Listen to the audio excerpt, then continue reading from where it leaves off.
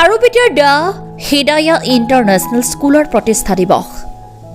হিন্দী, ইংৰাজী, আৰবীত বক্তৃতা প্ৰদান ছাত্ৰ-ছাত্ৰীৰ।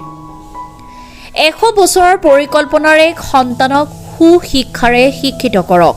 এই মন্তব্য খাৰুপেটীয়া আজমল কলেজৰ অধ্যক্ষ দিলৱাৰ হুছেইনৰ। শনিবাৰে Kharupetia college টাৰ্ণিংস্থিত the Hidaya international স্কুলৰ প্ৰথম বাৰ্ষিক প্ৰতিষ্ঠা দিৱসৰ অনুষ্ঠানত আমন্ত্ৰিত অতিথি হিচাপে উপস্থিত থাকি অভিভাৱকসকলক উদ্দেশ্যি ভাষণ প্ৰসংগত কয় যে যিবিলাক মানুহে 1 বছৰৰ চিন্তা কৰে তেওঁলোকে খেতি পথাৰৰ চিন্তা কৰে, যিবিলাক মানুহে 10 বছৰৰ চিন্তা কৰে তেওঁলোকে গছ লগায় আৰু যিবিলাক মানুহে 100 বছৰৰ চিন্তা কৰে তেওঁলোকে সন্তানক ভাল স্কুলত ভৰ্তি কৰাবলৈ চিন্তা কৰে।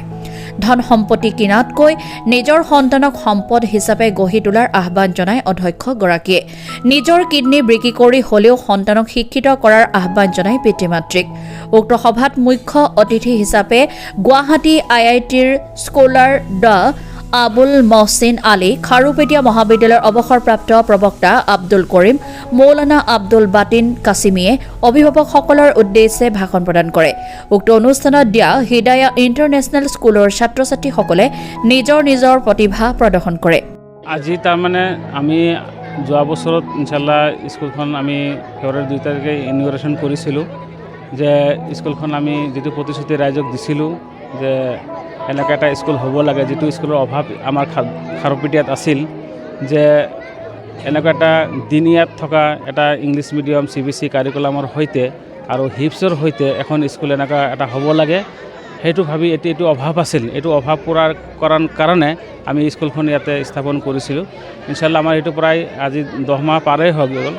ইনশাল্লাহ স্কুলখনৰ আমাৰ যিখিনি পাৰফৰ্মেঞ্চ আছে সেই উদ্দেশ্য আমি গাৰ্জেন আজি মাতিছিলোঁ, সেইকাৰণে যে বস্তুটো আমাৰ বাচ্চাই কিমানখিনি প্ৰগ্ৰেছ হৈছে সেইটো কাৰণে আজি এটা এনুৱেল ফাংচন পাতিছিলোঁ। ইনশাল্লাহ এইটো হৈ গ'ল। আগন্তুক আমাৰ স্কুলৰ পৰিকল্পনা হ'ল যে যোৱা বছৰত যদিও অলপ খেলিমেলি যদিও হৈছে কিন্তু আমি এইবছৰ ইনশাল্লাহ যিটো আমাৰ স্কুলৰ শিক্ষক যিবিলাক আছে আমি এই বিষয়ে ট্ৰেইনিং কৰিছোঁ আৰু ট্ৰেইনিং কৰাম, আৰু যদি কিবা সাল সলনি কৰিবলৈ কৰিম। আৰু এই স্কুলখন হোষ্টেল যিহেতু আমাৰ বয়েজ হোষ্টেল আছিল, এতিয়া অহা বছৰলৈ আমি গাৰ্লছ হোষ্টেলো কৰিলোঁ ইনশাল্লাহ। স্কুলৰ লগতে এটা কেম্পাছ আমি লৈছোঁ, তাতে গাৰ্লছ হোষ্টেল হ'ব। তাৰ লগতে আমাৰ এই হোষ্টেলত হিপছৰ আৰু নন হিপছ দুয়োটাই থাকিব ইনশাল্লাহ। ইনশাল্লাহ যথেষ্ট ফলাফল ভাল পাইছোঁ। ইনশাল্লাহ গাৰ্জেনবিলাক আমাক বহুত কোঅপাৰেট কৰিছে আৰু ইনশাল্লাহ বহুত গাৰ্জেন আমাক উৎসাহ দিছে যে আপোনালোকে আগুৱাই যাওক, আমি আপোনালোকৰ আছোঁ ইনশাল্লাহ। আমি সেই হিচাপে আমি আৰু আগুৱাই যাবৰ কাৰণে আমি ইনশাল্লাহ আশা কৰিছোঁ। স্কুলখনৰ নাম কি? স্কুলখনৰ নাম হৈছে দ্য হিদায়া ইণ্টাৰনেশ্যনেল স্কুল। এইটো আমাৰ স্কুলখন এই খাৰুপেটীয়াত বলগৰাত উপস্থিত আছে, আৰু এইটোৰ মেইন হ'ল আপোনাৰ হায়দৰাবাদ, তাৰ পৰা গুৱাহাটীত আছে। আমি গুৱাহাটীৰ পৰা আমি খাৰুপেটীয়াত আনিছোঁ ইনশাল্লাহ, আৰু সেই স্কুলখন যাতে আমি কামিয়াব হ'ব পাৰোঁ আমি সকলোৰে সহায় সহযোগিতা কামনা কৰিছোঁ ইনশাল্লাহ। হয়, সাধাৰণ শিক্ষাৰ লগতে আমাৰ দিনীয়াত শিক্ষা হয়।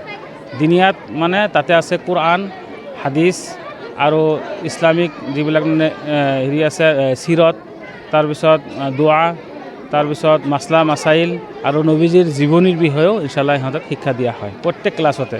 আৰু এইটো আমাৰ যিটো মানে নাৰ্চাৰী টু ক্লাছ 12লৈকে সেনেকুৱা শিক্ষা হৈয়ে থাকিব ইনশাল্লাহ। বৰ্তমান আমাৰ চলি আছে নাৰ্চাৰী টু ক্লাছ 6 আছিল, এইবাৰ 7 হ'ব। লগতে আমাৰ কোৰআন হিপছ আছে, আৰু কোৰআন হিপছৰ লগতে 4-5খনমান আমি মেইন কিতাপ আমি পঢ়াই আছোঁ, যাতে সেই বাচ্চাটো কোৰআন হিপছ কৰাৰ লগে লগে 7 বা 8ত আমি এডমিশ্যন দিব পাৰোঁ। তো আমি এইখন স্কুল যে প্ৰতিষ্ঠা কৰিছিলোঁ, তো গোটেই খাৰুপেটীয়া এৰিয়াটো ছাৰ্ভে কৰি দেখিলোঁ যে এনে ধৰা CBSE স্কুল ইয়াত এতিয়ালৈকে এখনো নাই, যি স্কুলৰ জৰিয়তে আমি কোৱালিটি এডুকেশ্যন দিব পাৰোঁ, ইয়াৰ পৰা নেশ্যনেল লেভেলৰ ফিগাৰ ওলাব পাৰে। তেনেকুৱা এটা চিন্তা লৈ দিন দুনিয়া দুইটা আমাৰ জেনেৰেল এডুকেশ্যনো যাতে টপত যায়, আৰু যাতে যিটো বেছিক ইছলামিক এডুকেশ্যন সেইটোও যাতে ষ্ট্ৰং হয়, সেই উদ্দেশ্যে আমি এই স্কুলখন ষ্টাব্লিছ কৰিছিলোঁ। আৰু দেখিছোঁ এই কম দিনৰ ভিতৰতে আমাৰ ষ্টুডেণ্টৰ আজি হয়তো প্ৰগ্ৰামত আপোনালোকে দেখিবলৈ গৈছে ভালেখিনি পাৰফৰ্মেঞ্চ হৈছে, আগুৱাই গৈছে, আৰু আনেৱালা দিনত হয়তো আমাৰ আৰু আগবাঢ়িব, যাৰ কাৰণে আমাৰ teacher training, management training national লেভেলত গোটেইখিনি হৈ আছে। আৰু আমাৰ নতুন ছেশ্যনৰ কাৰণে আমি সম্পূৰ্ণ প্ৰস্তুতি চলাই আছোঁ। ভাল কোৱালিটিৰ আমি টিচাৰৰ কাৰণেও যোগাযোগ কৰি আছোঁ আৰু উন্নত মানৰ যোৱা বছৰতকৈ যে এইবাৰ যে উন্নত মানৰ শিক্ষা দিব পাৰোঁ তাৰ কাৰণে আমি চৌফালৰ পৰাই প্লেনিং কৰি আগুৱাই গৈ আছোঁ।